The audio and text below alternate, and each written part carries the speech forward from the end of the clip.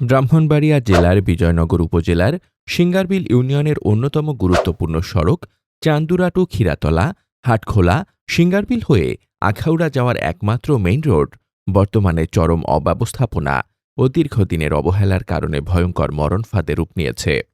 খানাখন্দ আর গর্তে ভরা এই সড়কটি এখন গর্ভবতী নারী, শিশু, শিক্ষার্থী ও রোগীদের কাছে এক আতঙ্কের নাম। প্রতিদিন দুর্ঘটনার শিকার হচ্ছেন শত শত পথচারী ও যানবাহনের চালকরা। প্রতিদিন এই সড়ক দিয়ে হাজার হাজার যানবাহন, অসুস্থ রোগী, অ্যাম্বুলেন্স সহ বিভিন্ন শ্রেণী পেশার মানুষ এ রাস্তা দিয়ে যাতায়াত করে। এখানে রয়েছে শিক্ষা প্রতিষ্ঠান, মাদ্রাসা, মসজিদ ও চিকিৎসা কেন্দ্র। অথচ ভাঙাচোরা রাস্তার কারণে কোমলমতি শিক্ষার্থীরা বিদ্যালয়ে পৌঁছাতে পারছেন না নিরাপদে। গর্ভবতী নারী ও জরুরি রোগী পরিবহনে মারাত্মক বাধা সৃষ্টি হচ্ছে। স্থানীয়দের অভিযোগ, বছরের পর বছর ধরে অব্যবস্থাপনার ফলে এখন এই সড়কটির নাম শুনলেই আতঙ্ক ছড়িয়ে পড়ে।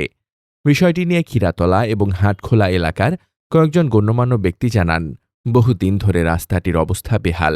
প্রতিনিয়ত ছোট বড় দুর্ঘটনা ঘটছে, কিন্তু সংশ্লিষ্ট কর্তৃপক্ষের কোনো উদ্যোগ চোখে পড়ছে না। আমরা চাই দ্রুত এই সড়কটি সংস্কার করে জনদুর্ভোগ লাঘব করা হোক। এ প্রসঙ্গে জানতে চাইলে সিঙ্গারবিল ইউনিয়নের স্থানীয় বাসিন্দারা জানান, চান্দুরা টু আখাউড়ার একমাত্র যাতায়াত রাস্তা কিছু গুরুত্বপূর্ণ জায়গা যেমন নোয়াগাঁও, ক্ষীরাতলা, হাটখোলা, সিঙ্গারবিল সড়ক দীর্ঘদিন যাবৎ অবহেলিত। এতে করে প্রতিনিয়ত যানবাহন চলাচল করতে গিয়ে একের পর এক দুর্ঘটনা ঘটে চলছে। স্কুলগামী কোমলমতি শিক্ষার্থীরা ও গর্ভবতী মা ও শিশুসহ রাস্তায় যাতায়াত করতে পারছেন না। তারা আরও বলেন, আমরা এই দুর্ঘটনার হাত থেকে বাঁচতে এ রাস্তাটি দ্রুত সংস্কারের দাবি জানান। অন্যদিকে এলাকাবাসীর দাবি কথা নয়, তারা দ্রুত কার্যকর পদক্ষেপ দেখতে চান।